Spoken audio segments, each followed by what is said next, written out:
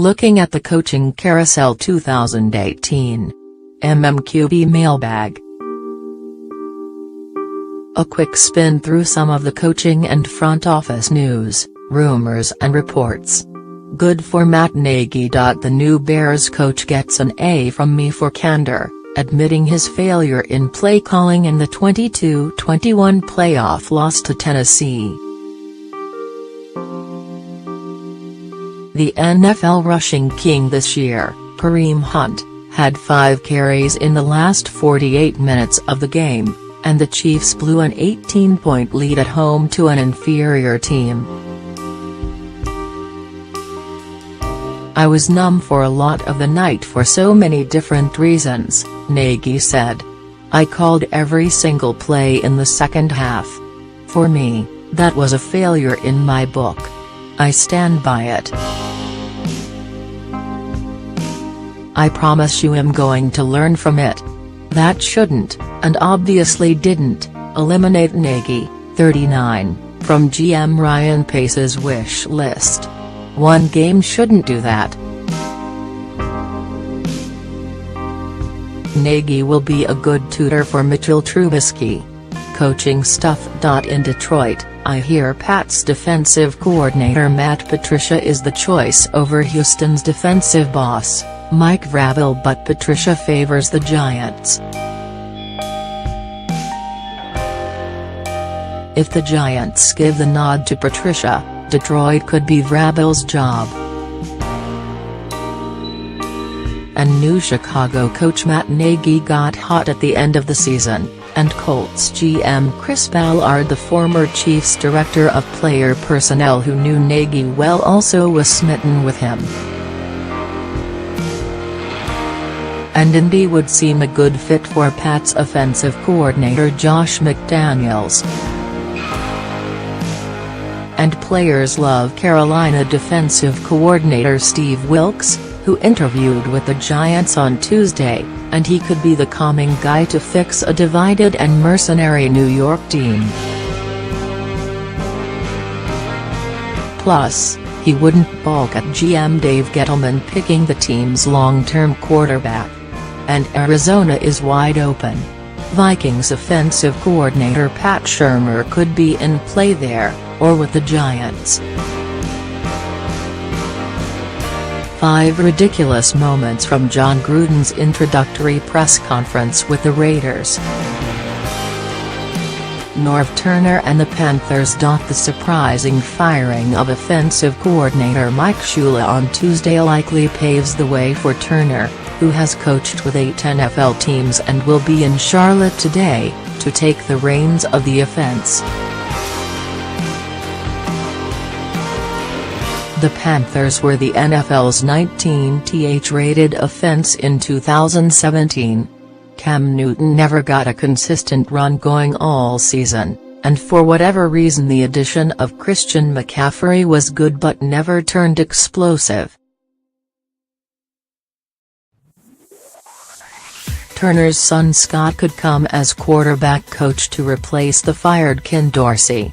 "This is not change for change's sake." Coach Ron Rivera coached with Turner in San Diego and I've heard he's missed him. Brian Gutekunst emerges. Hired by Ron Wolf as a scout 2 decades ago in Green Bay, Gutekunst made the rounds Tuesday as the Packers' new general manager and espoused his team-building philosophy, which you can hear in my podcast.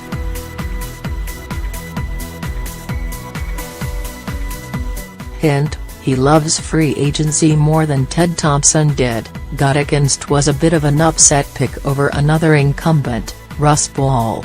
He told me he's going to use Green Bay as an advantage in player recruitment. You want to work somewhere football really matters, whether it's Tuscaloosa or Green Bay, and players want to play here, I asked him, with Aaron Rodgers 34 and coming off another injury, if he'd be inclined to begin searching for Rodgers' heir. "This is a Ron Wolf thing, you always keep an eye out for quarterbacks," Gutekunst said. But we're really fortunate to have Aaron leading this team, and we expect him to do it for a long time. It's not like we're looking to replace him at all. Panthers' strange off-season just got more complicated with firing of Mike Shula, Ken Dorsey. Some wild stuff in Oakland. Contrast the Chicago and Oakland coach hire news conferences, and guess which team is the one moving to Vegas in 2 years. The John Gruden event in Oakland was WWE-esque. To have him here is the biggest day of my life, owner Mark Davis said. It showed, with the alums back in force and the introductory video making Gruden seem like the all-time NFL prodigal son. My favorite quotes from Gruden. On his 10-year, $100 million contract, I don't really know the terms. On his expectations for Derek Carr, and this is a good thing, because a quarterback with Carr's potential needs to coach hard, I think with offensive coordinator Greg Olson, and the system we are going to put in place is going to demand a lot from him, and I think that is what is going to unlock the greatness in him, but very, very excited to have him as our quarterback.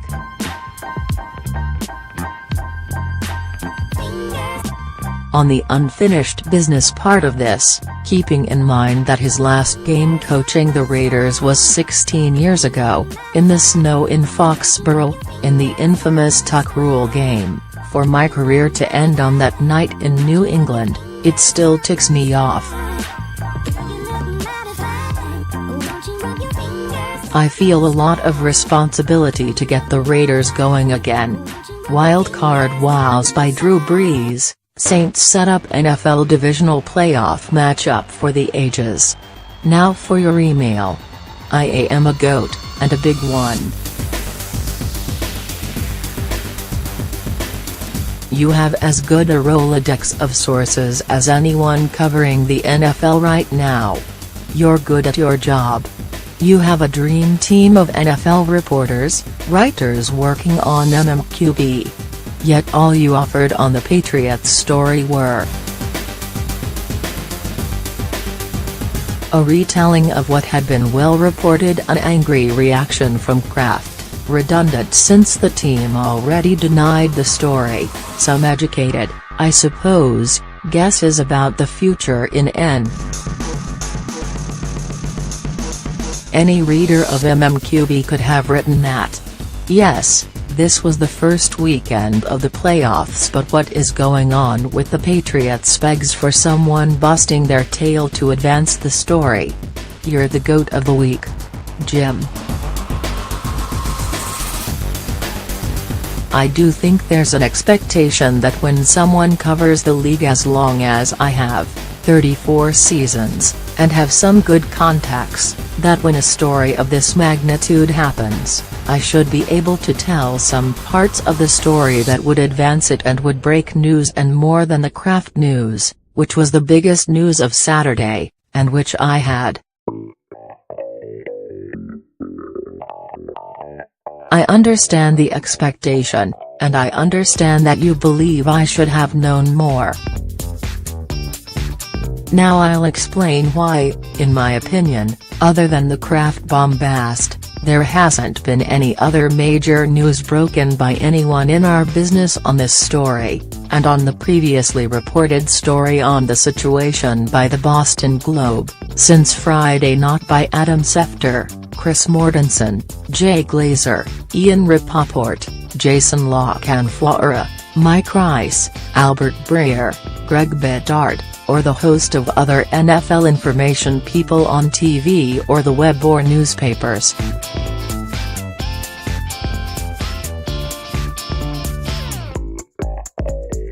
Seth Wickersham has been working on this story for 2 months. The Patriots are, easily, the most buttoned-up organization in the NFL. When a story like this one comes out, Imagine how much tighter and restrictive the atmosphere is inside the Patriots, particularly as, I'm sure, the principals tried to figure out who is leaking. You may think I could just call X number of people and find out what's real and what isn't, and that I should have dropped everything to find out anything I could. I won't say what I tried to do when this story came out, but I do think all of us in the business made some attempts to find out more than Wickersham had, or to confirm what he had. Without saying any more about what I tried to do, I would say that the truth, on all stories, is that I try to calculate, knowing the people involved, whether spending X number of hours or days on contacting everyone I know who might know something is worth it. I have to make decisions like that all the time. In instances when the circle on a story is very tight, it often doesn't matter how many calls you make, and that isn't to say you shouldn't make the calls and try. All of this probably won't make you think any differently than you do know, but that's my attempt to explain to you why there hasn't been more out there since the Wickersham story. WHY Kansas City lost. I'm disappointed that you didn't mention the 3 key reasons KC lost that game: the quick whistle on the Marcus Mariota sack fumble, the loss of Travis Kelce, and Andy Reid's continual inability to make in-game adjustment. In a game decided by 1 point, it's hard to make an argument that the terrible handling of the sack fumble didn't ultimately decide that game. It gave the Titans 3 points and, as importantly, took possession away from a Chiefs team that was hot offensively and would probably have scored even more points, arguably putting the game out of reach. The difference offensively between the KC team with and without Kelce could have precluded the Tennessee comeback, keeping them on the field longer by converting more third downs. While you touched on the over-reliance on the passing game, the fact that the KC offense had 158 yards on the first 15 scripted plays and 175 yards the rest of the game, and how it reflects on Reid's inability to adjust in-game, was totally ignored. Len. I don't often microanalyze the 4 games just played, but you make good points, particularly not mentioning the Mariota play that should have been a fumble. Thanks for Len Dawson tribute. Thanks for the salute to Len Dawson. A great quarterback, a fine broadcaster and a fine man. He grew up in Ohio and Woody Hayes wanted him to run the split T at Ohio State. Lenny also visited Purdue and met Hank Stram, whom he developed a chemistry and a friendship that would last for more than a half-century. While at Purdue, his nickname was the Golden Boy, and the Purdue band decided to feature their top twirler as the Golden Girl in 1954. Purdue still has a Golden Girl to this day. Stevie, Royal Oak, Michigan. I have tremendous respect for Dawson. He's a class person who treated everyone he came in contact with in that same class manner. May we all age as gracefully. Great Triumvirate has interesting thoughts on the great owner-coach-quarterback triumvirates, and ranking DeBartolo Walsh Montana as the best. However, and I'm surprised you didn't mention this, it was all before the salary cap and proper free agency made retaining a core group of great players around a Hall of Fame-bound quarterback nigh on impossible. This, along with the extraordinarily longevity and the way the Patriots are still redefining success in the NFL, consecutive seasons with 12-plus wins, for example, makes the Kraft-Belichick-Brady triumvirate even more impressive than the brilliant run in San Francisco during the 1980s. It's likely to never be seen again.